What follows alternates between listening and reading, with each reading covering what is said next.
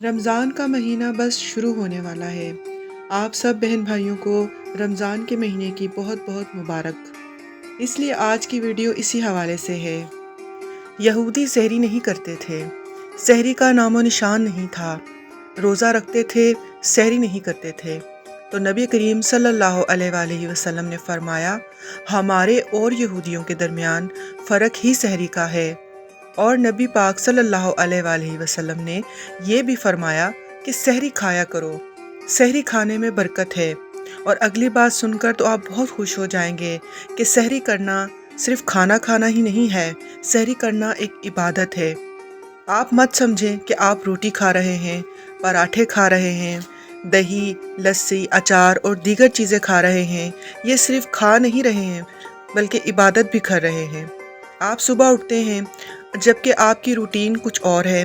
آپ 7 بجے ناشتہ کرتے ہیں، 10 بجے ناشتہ کرتے ہیں، اپنی مرضی سے ناشتہ کرتے ہیں، پر آپ جب سحری میں اٹھتے ہیں تو سمجھیں آپ اپنی مرضی سے نہیں اٹھ رہے ہیں، تو یہ کسی کے کہنے سے کھا رہے ہیں، تو یہ عبادت ہی ہوئی نا، یعنی اللہ کی رضا کے لیے آپ کھا رہے ہیں۔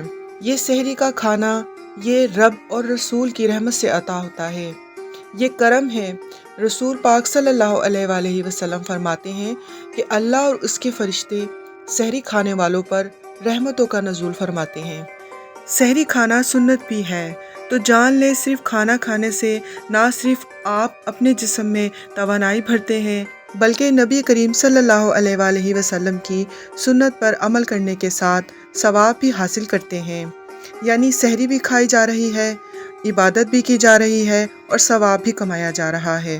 اللہ رب العزت کی طرف سے آپ کو نہ صرف یہ تمام انعامات مل رہے ہیں بلکہ روزہ بہترین طریقے سے گزارنے، بھوک پیاس کی شدت کو کنٹرول کرنے، عبادات کو حشاش بشاش طریقے سے ادا کرنے اور دیگر امور کو بہتر سے انجام دینے میں سحری کرنا ضروری ہے۔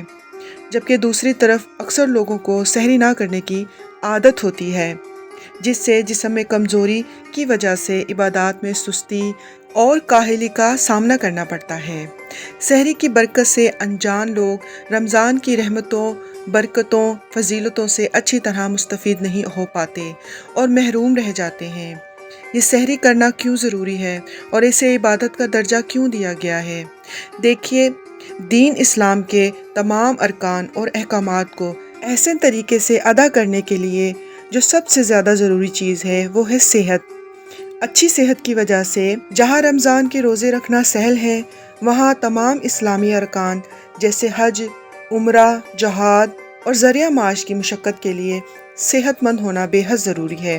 نبی کریم صلی اللہ علیہ وآلہ وسلم نے سحری تناول فرما کر سنت اس لیے قائم کی کہ ہم اس سنت پر عمل پیرا ہو کر رمضان کے بابرکت مہینے میں صحت مند رہیں اور اس ماہ کی تمام برکتوں کے نزول کو حاصل کر سکیں اور قرب الہی کی لذتوں سے محروم نہ رہیں۔